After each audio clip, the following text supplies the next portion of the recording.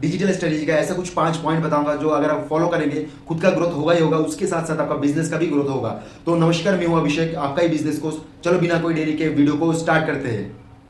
Digital strategy का first point, brick and mortar to online. Social media is no more social, it's commercial. Landing page is not your landing page, it is landmark. Fourth one, ROI with free tools. And the fifth one, make your brand go viral. तो चलो step by step इनको disclose करते हैं। Brick and mortar to online में आपका पहला point, create your website. आपको एक वेबसाइट क्रिएट करना पड़ता है जिसमें कि आपका जो भी यूजर्स रहता है, जो भी आपका कस्टमर रहता है और जो भी आपके नीड्स के रिलेटेड जो भी आपका कस्टमर रहता है, वो आपका ही पेज में उनको बिलीव तब होगा जब आपकी प्रोफाइल एक बना होगा वेबसाइट में। तो पहले आपका एक वेबसाइट क्रिएट करना पड़ता है। वेबसाइट के जरिए आपका कस्टमर आपको ट्रस्ट करेगा, आप ट्रस्ट बिल्ड करोगे। तो पहले आपका क्या करना पड़ेगा, एक वेबसाइट क्रिएट करना पड़ेगा। दूसरे नंबर पे लो सेटअप कॉस्ट। मान के चलिए आप ये ऑफलाइन एक दुकान बनाते हो या शॉप बनाते हो, उसमें आपका बहुत कॉस्टिंग लगता है। पहले आप जगह बनाते हो, उसके बाद उसके लिए आपको एक शॉप लेना पड़ता है, उसके बाद आपका प्रोडक्ट के रिलेटेड का सामान खरीदना पड़ता है। तो उसमें आपका कॉस्टिंग बहुत हाई होता है। लेकिन इसमें आपका लो कॉस्ट में आपका एक शॉप क्रिएट कर पाते हो, ठीक है ना। तो आपका खर्चा भी बचता है और ऑनलाइन फील्ड में आने के लिए आपका बहुत कम भी पैसा लगता है। मतलब लो सेटअप कॉस्ट आपको लगता है, बहुत कम पैसे में आप आपका खुद का ब्रांड और खुद का शॉप क्रिएट कर पाते हो। थर्ड नंबर पे आपका लो ऑपरेशन कॉस्ट। लो ऑपरेशन कॉस्ट में आपका जो भी, अगर कोई बंदा कोई खरीदने के लिए आता है या कुछ भी आपका प्रोडक्ट है जो कि आपको बेचना है, तो उसके लिए आपको लो ऑपरेशन कॉस्ट आपका बहुत कम पड़ता है आज compare to your offline shop. तो आपको लो ऑपरेशन कॉस्ट भी आपको बहुत कम पड़ता है। चौथा नंबर पे आपका फास्टेस्ट रीच।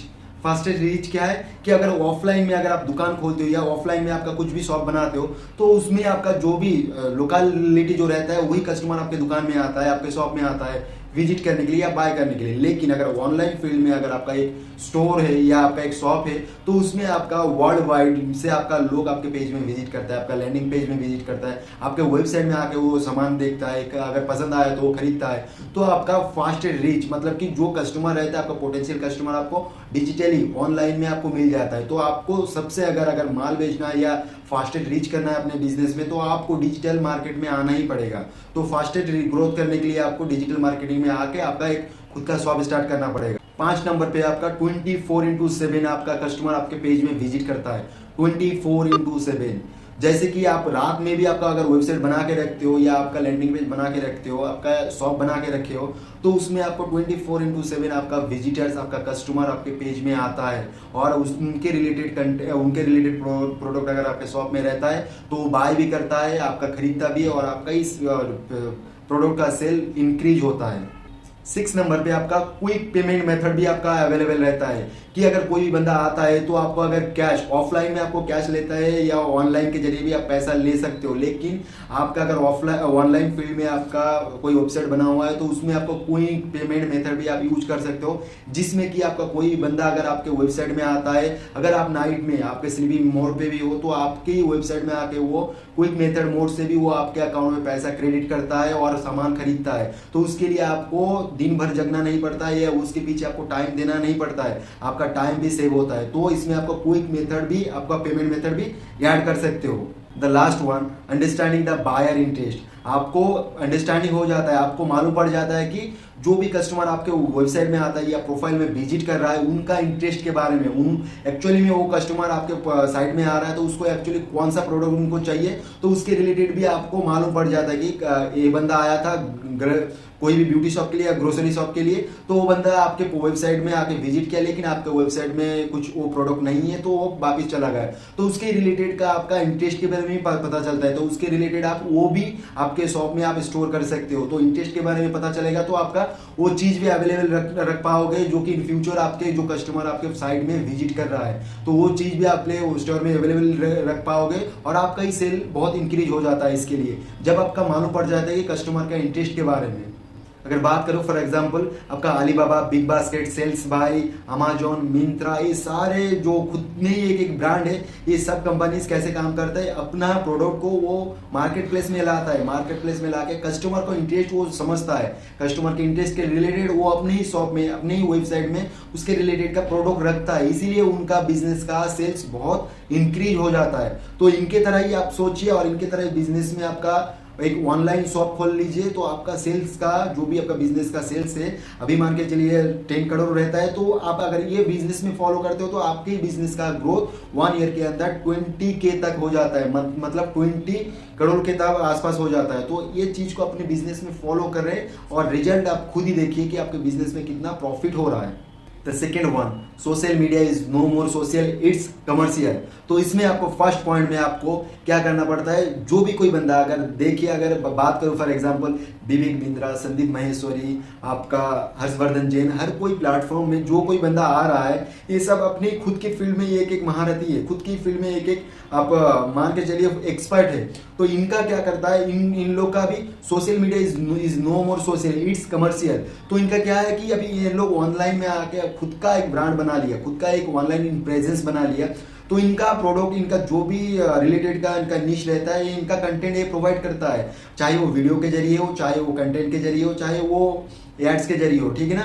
वो आजकल वो क्या करते हैं, वो कंटेंट क्रिएट करते हैं, कंटेंट की वीडियो कंटेंट क्रिएट करते हैं, जो कि आजकल बहुत वायरल होता है। तो वीडियो कंटेंट क्रिएट करके उनका एक ब्रांड वो खुद बिल्ड कर रहा है, और उनका जो भी रिलेटेड का निश है, वो जो भी कंटेंट क्रिएट करता है उनको वो खुद प्रमोट करता है।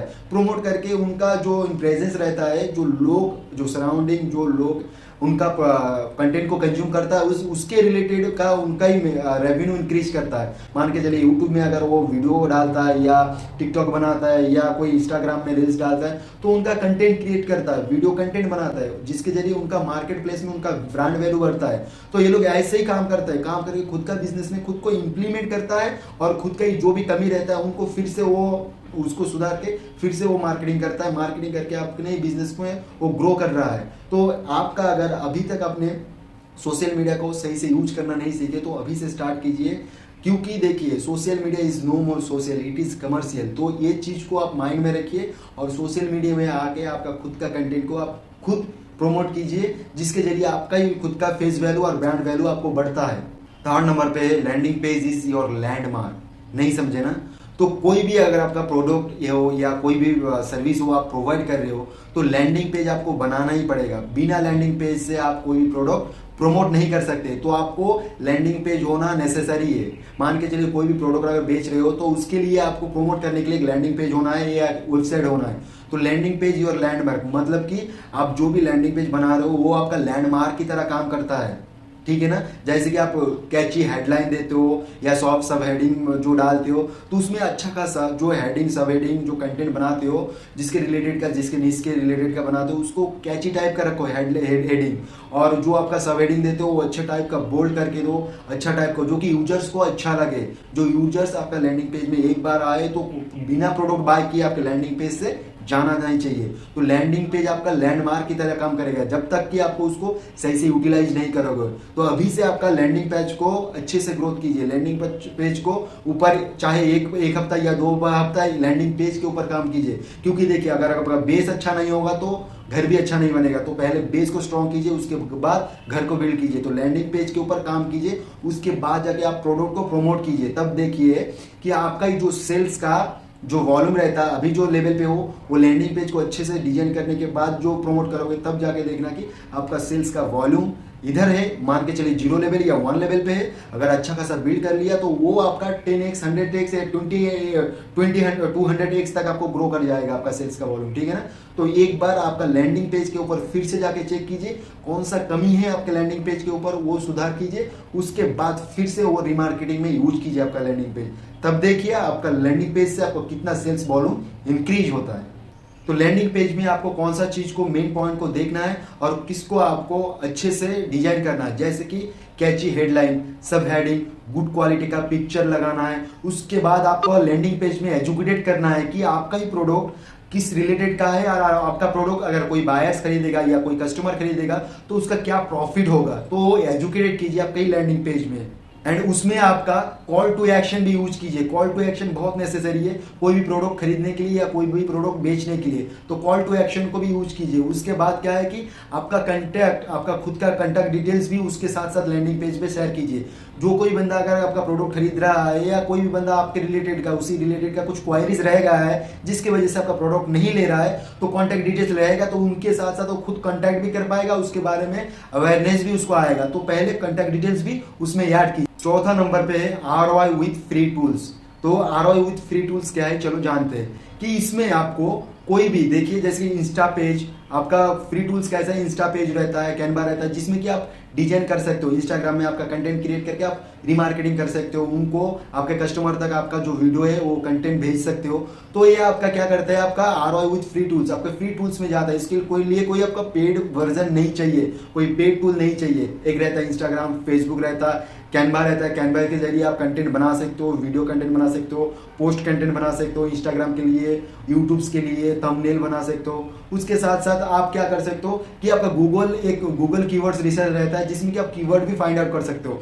तो ये सब आपका जो रहता है फ्री टूल्स है, इसके लिए कोई पेड आपका पैसा देने का जरूरत नहीं है, ये फ्री में आप यूज कर सकते हो। और आपका निश के रिलेटेड कोई भी कुछ भी क्वेरीज रहता है, तो पोस्ट बनाना है तो कैनवा में जा सकते हो, कोई कीवर्ड रिसर्च करना है तो गूगल कीवर्ड रिसर्च में जाके आप फाइंड आउट कर सकते हो, आपके रिलेटेड का कीवर्ड भी मिल जाता है उसमें, हर रिलेटेड का कीवर्ड आपको उसमें मिलता है गूगल कीवर्ड्स में। तो फ्री टूल पहले यूज कीजिए, उसके बाद अगर आप कुछ अच्छा खासा रेवेन्यू जनरेट हो रहा है, उसके बाद आप पेड टूल में गो थ्रू कीजिए, पहले फ्री टूल से काम कीजिए।